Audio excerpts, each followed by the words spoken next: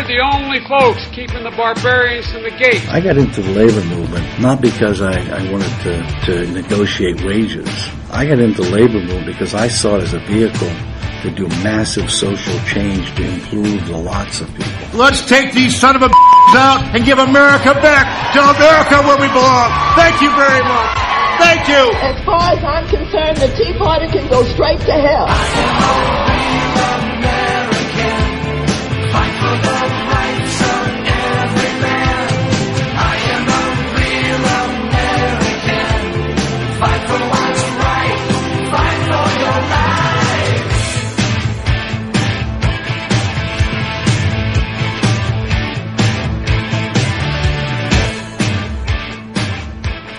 And welcome back.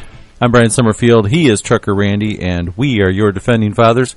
Waiting on a phone call from Clark Durant. We got confirmation this morning that he was going to be calling in at the top of this hour, so we'll wait for him to call in, discussing the campaign as well as the debate last night. Yes, I know that we're recording this, Brian, for a podcast that we're going to be able to put across Facebook later tonight. In full disclosure, I'd like to let the listeners know that I am fully supporting and have endorsed Clark Durant as of a couple of Thursdays ago. Gary Glenn, who is on the ballot, dropped out of the race and endorsed Clark Durant and asked all of his Tea Party supporters that were supporting him to get behind Clark Durant. And I agree with that. And in full disclosure, I want everybody to know that I am supporting Clark. But I plan to ask him some pretty hard questions. I've been involved in this from the beginning, as you have, Brian. November 2011, we met in DeWitt, the Michigan for Conservative Senate. We had Tea Party groups from all across the state come and vet these guys, and decided that we were going to hold a debate, ask them some serious questions, and then try to vote and get behind one of these guys. And that's what we did, was Gary Glenn, but he wasn't able to raise money and dropped out of the race and endorsed Clark Durant. The race, for the most part, was pretty tame until probably within the last 2 weeks. And I don't know if it was a infusion of cash that all of a sudden allowed a lot more ads being run, or if it was the the support of Gary Glenn that where I don't know if Clark realized that if he was really going to gain traction, he really needed to attack Pete almost similar in the way that Clark Durant was, or that Gary Glenn was. Well, he spoke the truth. Gary called Pete out on his voting record, specifically about the TARP bailout bill. Like you mentioned earlier in the show, last segment, he voted for the Cash for Clunkers bill.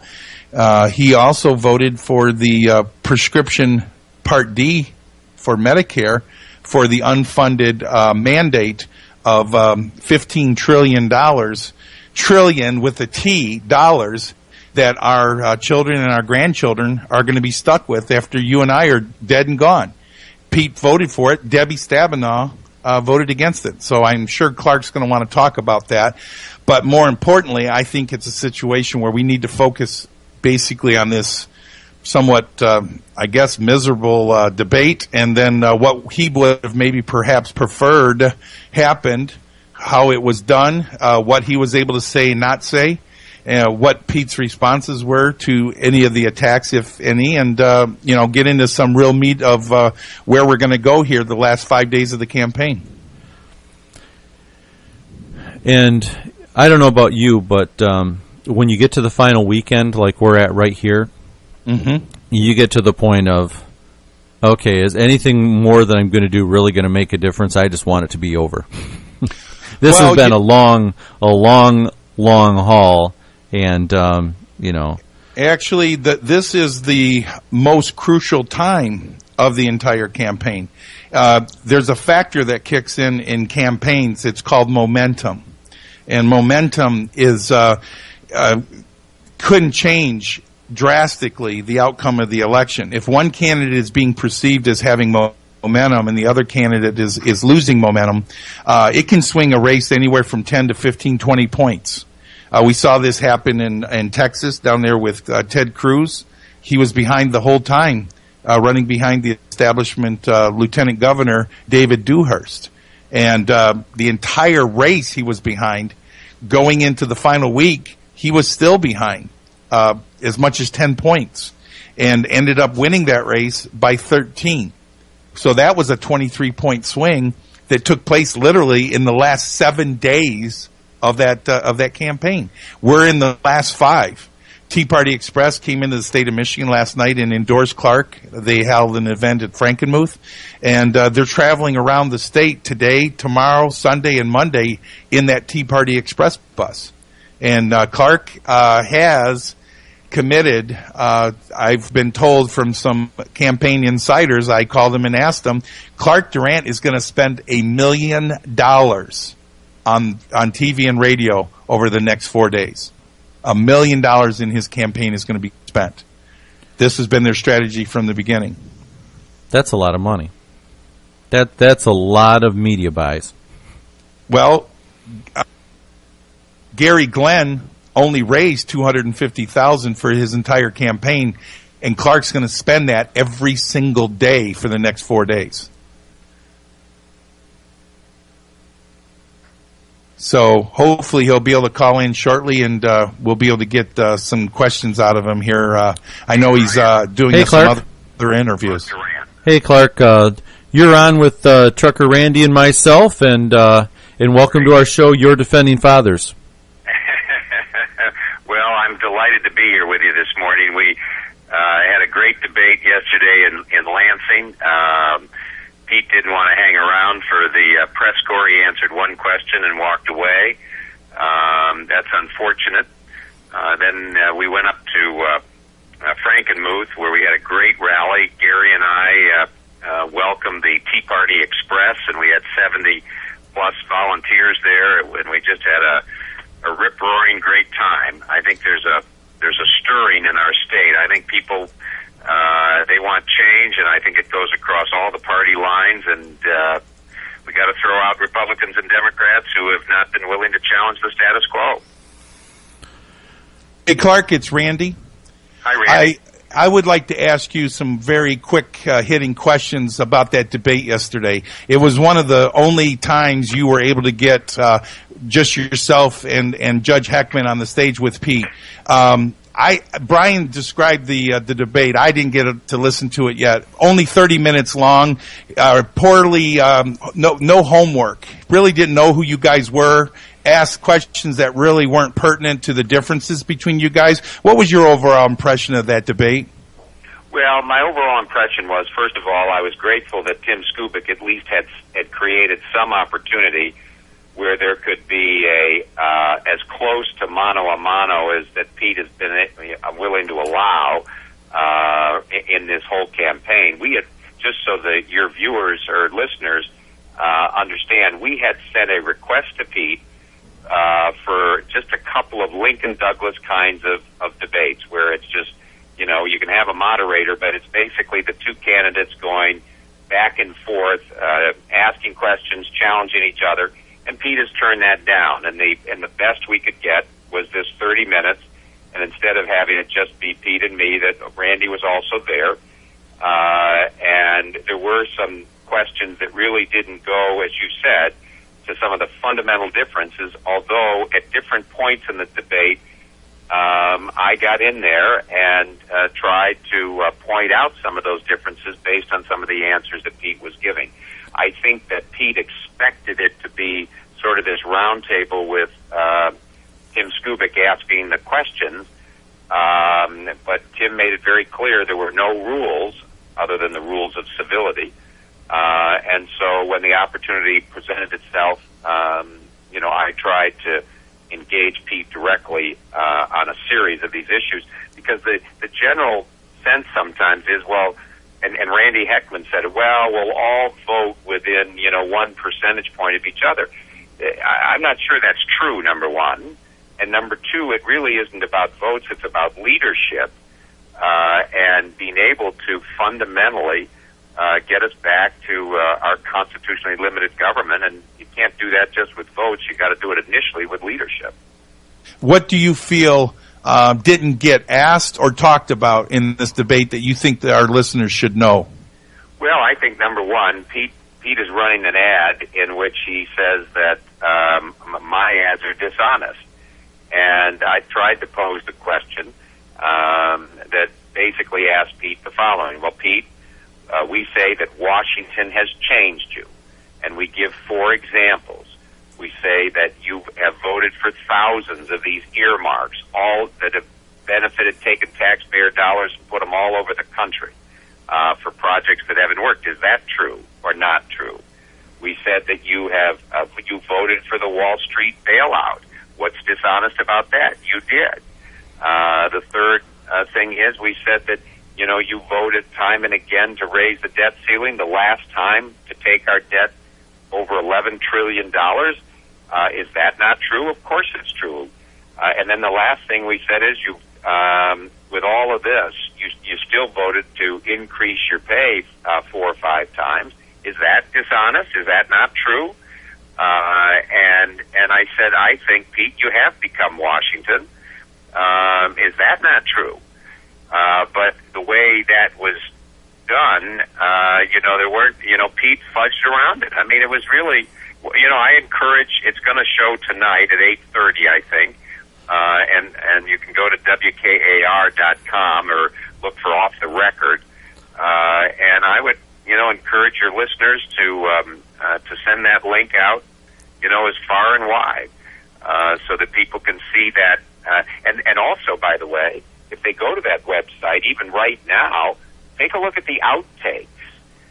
They have posted where the debate has just ended, therefore the official show is not on, and you'll see Pete taking, and you'll even hear Pete answering the first question from the media, and it was a tough question about the budget and whatever, and then all of a sudden his handlers, you can see his handler going over to Skubik, wanting to get him out. I mean, if you're going to take on Debbie Stabenow, you've got to be willing to go toe-to-toe on these issues in a civil way. I mean, I think any of your our listeners, when they watch this, they'll see it was a very civil debate, but it was very much and very direct wherever we could allow it to be so. Well, Clark, I thought that, like you did when you were up here in Petoskey, there's not been many debates where you two have been together on the same stage. I thought you won our debate that we had up in Petoskey. Yeah, that was lively. And I thought that you won the debate yesterday. I do not think that is the best format for Pete. Pete does best where he's standing up, talking to a group, taking questions. He's been in Washington long enough. He knows how to do that and bring in experience. But where I thought Tim Skubik did a C to C minus on it. I thought that with only 30 minutes, some of his questions were just so, what the answers are going to be. It's all going to be yes. There's no difference. Let's really give the viewers a chance to say, what's different about Judge Hekman? What's different about Pete Hoekstra? What's different about Clark Durant? And I thought the one thing where you really won the debate, where you turned it and said, let's take a look at this. We know what Pete's done when he's been in Washington. What makes conservatives absolutely crazy is the debt ceiling in the way that it keeps getting extended. And tell you the truth, Judge Hekman sometimes tries to be just a little too calm and laid back. But even he has to jump up and say, you know what, that's what's fundamentally wrong with Washington. And I think that if there's really a difference more than anything else between the three of you, is that we know what he has done in Washington and has a voting record in which he has to stand on. Well, and I think that's a great observation, Brian, and I think you're spot on. I think the other thing that was interesting, I had a number of things with me that I tried to bring up during the debate. One of them is that the recent attacks by the Michigan Democratic Party against me have nothing whatsoever to do with Cornerstone, and I referred to the dirty little secret, which I held up the Fox 2 poll, in which I'm sure the Democratic internal pollings verify that I am the better candidate against Debbie Stabenow, that I penetrate the Detroit vote and the Metro Detroit vote in a way that Pete Hoekstra does not. And then the Daily Kos, which is a liberal website, yesterday said that they too saw a poll that for the first time I poll better against Debbie than Pete does, and that's why these attacks are coming. And I said at some point, as I recall, but Brian, you may remember it more specifically, that Pete to traffic in this same Democratic stuff is appalling, and because it's really just designed that Democrats want the weaker candidate to be on the ballot against them in November, not the stronger one, and that's why they have just unleashed this barrage of attacks. And you just have to. It's unfortunately it's the political arena, and you got to take this stuff. But it's unfortunate because it masks what the truth of things are. The second thing, by the way, that I thought was very telling in the debate, I had found an article by Pete from August of 1996 that he had published in the Washington Times. And in that article, he talked about how this debt and spending would bury our children and our grandchildren. And I said to Pete, and that's what you proceeded to do over the next 16 years. You said you were against it, and then you were for it, because you allowed all these things to happen. The other moment in the debate, Brian, that I've gotten a lot of feedback on, and good feedback, was, Pete, voted for both the Wall Street bailout and the auto bailout. And in both cases, he says, well, they just were programs that were not implemented properly. And I said to him, come on, Pete, what government program ever does get implemented properly? There are always these things where politics take place over people. And he didn't really have a response to that, because it's what really happened in the auto bailout, as opposed to saving great car companies. We gave away great car companies. We gave away Chrysler to the Italians in Fiat, and we gave it away General Motors to the government and to the UAW, rather than allowing these great American icons with fabulous people. The workers at General Motors and Chrysler are some of the world's best, and we have compromised the ability, and the executive teams, frankly, at General Motors. These are good people, but we forced them into a situation that I believe just wasn't right and wasn't fair. I agree with you, and that is at 24 minutes into the broadcast, and I actually replayed that 4 times because I'm like, boy, is that just what really happened? I re-listened to it and wanted to put it into context because, I think that was your best point of the debate. I agree. Mm-hmm. Hey, Clark.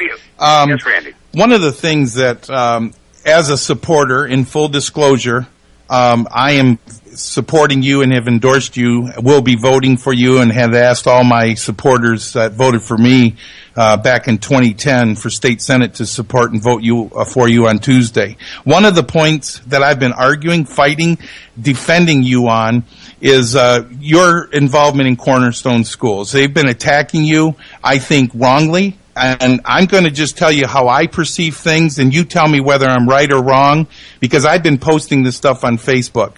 When you raised money for Cornerstone Schools, you raise $5 million a year on average for that school, to fund that school, and that's what you gave to the school to operate on. And that money went to the school, and you did not get paid from Cornerstone Schools. You did not get any compensation out of that money you raised for the schools, correct? That is correct. Let me tell you exactly, because I think this is very important for people to know.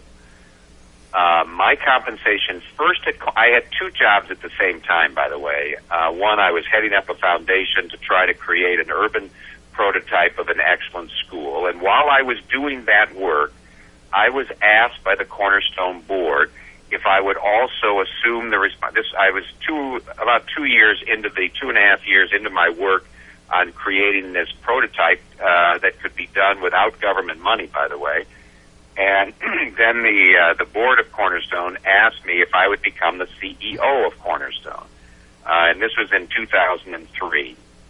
A condition of me accepting that responsibility, there were 2 conditions. One, I wanted to continue my work on developing the prototype.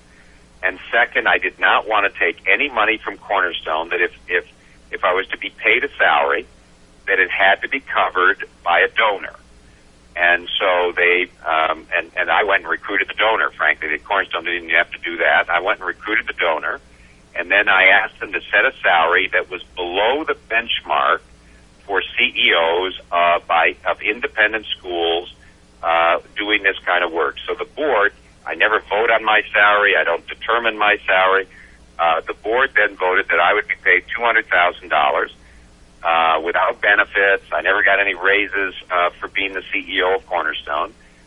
Raised millions of dollars, but and a single donor every year wrote a check to cover that, so that 100% of the money that I would generate, and I was as the CEO, you're doing more than generating money, by the way. But as that 100% of the money would all go to the schools and to the kids. And then on the foundation side, Bob Lutz, Bob Lutz is one tough cookie, man, and he was chairman of my foundation board, and I had to meet performance objectives and all sorts of things. And again, my pay for that work was established by the board, and again, it was covered in that case by two donors, and not so that all of my work at that foundation would also be at no cost to any of the groups that I was working with, whether it be Cornerstone or anybody else. So, and in Thursday's Free Press, and because he's now become public, let me say this: in Thursday's Free Press, yesterday's Free Press, Bill Pulte, who never went to college, just graduated from high school and started building his first home, that ultimately created the largest home building company in America. Bill Pulte was the guy who was the primary funder of my compensation.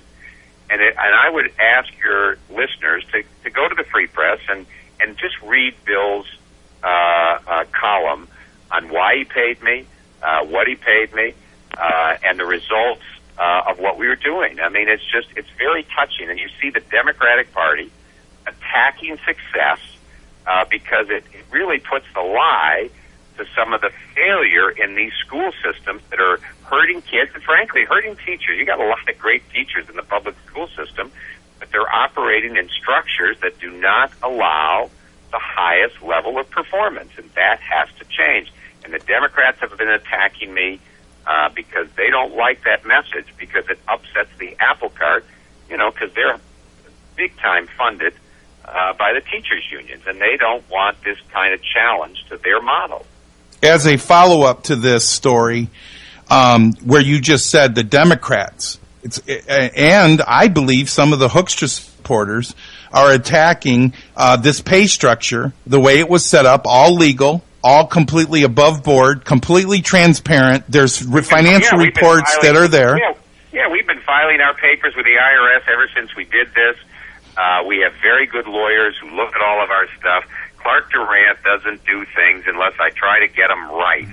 And here's the thing that I'm saying, Clark, is they're acting just like Obama and the liberal Democrats are attacking Mitt Romney's success and him being a very experienced businessman making a ton of money, like you should be for what you're doing, but yet the Democrats are attacking you just like they're attacking Mitt Romney.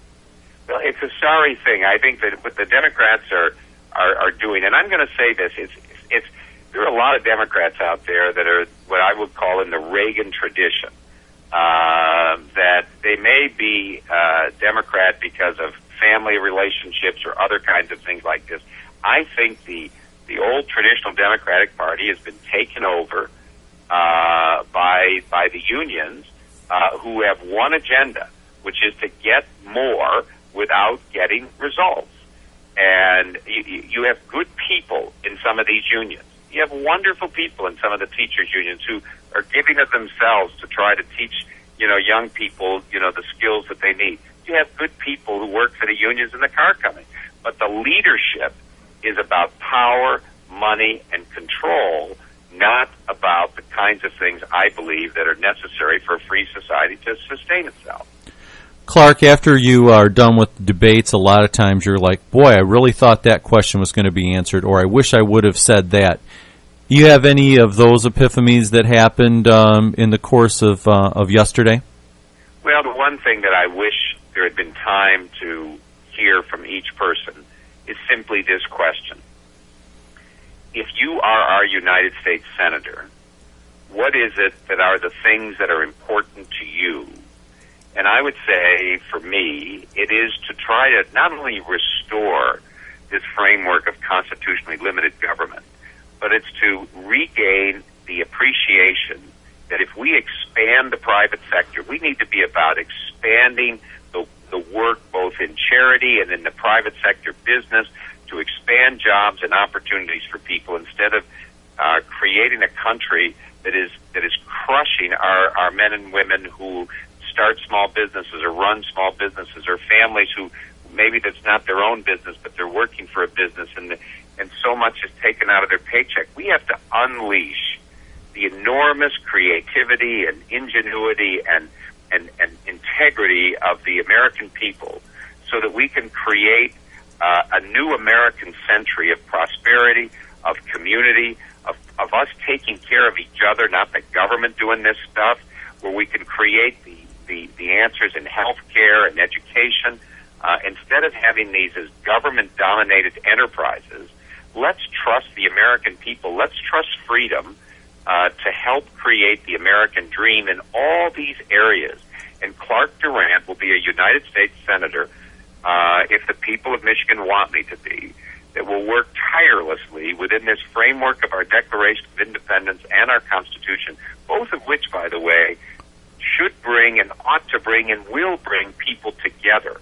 What's happened is we have these factions that have developed that are all about power and money rather than about unleashing the freedom and prosperity that would come if we followed the framework the founders gave us. And I will be relentless about that. In this election, let me just say this, Brian, because I have to go in just a second. If your listeners, and I know that Randy is tireless, as are you, but all of your listeners, this election on Tuesday is for the marbles. I can beat Debbie Stabenow. I don't say it's going to be, it will not be easy. It will be tough. She's going to fight tooth and nail, and her allies will fight tooth and nail. But I believe if I can win on Tuesday, my commitment to the people who will work hard over these 5 days, then let's have a very spirited election in November. But when if I become the United States Senator from Michigan, and by the way, I believe if I'm the nominee, I can help Mitt Romney take Michigan. And if Michigan goes with Romney and with Durant, then the White House will change, the Senate will change, and then we begin the hard work, and we need to begin it together for all people, for all people, in order to restore this freedom and self-government that will make America better. And but one last thing, Cornerstone is also an example of something else. I have Democrats, Republicans, and independents, and people who don't care a whit about politics, who have come together to create an enterprise that has developed the most successful school in the city of Detroit for these children. And we did it without a dime of government money. And it brought people together from all walks of life, rich and poor, city and suburb, no matter what your faith tradition is, no matter what your political affiliation is. And it shows that this stuff works. Freedom does work if you trust it and trust people. And that's what we need to get back to. And I just say, these next 5 days, it's all the marbles. So you got to communicate to your friends. You got to hit the road. You got to mobilize people. And if we win on Tuesday, we have built a wonderful base to take on Debbie Stabenow and the Democrats. Well, Clark, I think you just made one of the best points I have heard in this whole campaign from any candidate. And it contrasts what's going on in Washington. Barack Obama in Washington has felt that we need to grow the government sector. And you just contrasted that with an answer that said we need to grow the private sector. That's where jobs get created. Great answer. Best answer I've heard the whole campaign. And Clark, I'd like to end before you have to run. We're going to work for you really hard. I'm in Escanaba this morning. I'm going across US 2. I'm making stops in Mackinac City, Gaylord, Midland, going to Wayne County, Oakland, and Macomb tonight, and then driving over to Grand Rapids to drop off more door knockers. You keep fighting the fight and staying out there working hard, and so will we. Thank you for doing this. Hey, Randy, thanks for all you're doing. I'm very grateful to you, and you know that. And one day we'll have a beer together and we'll laugh about that conversation we had at the state committee when I first met you. Absolutely. I didn't get to eat my cheesecake because of you. Well, your wife was grateful that I kept you from it. Yeah. Thanks a lot, Clark. Clark, thanks a lot. Finish strong. Bless you. Okay, thank you. God bless you. Bye-bye. And that's Clark Durant. He is running for U.S. Senate. Votes coming up in the primary this Tuesday. I'm Brian Summerfield. He is Trucker Randy. We are your defending fathers. This is the Patriot Voice Radio Network.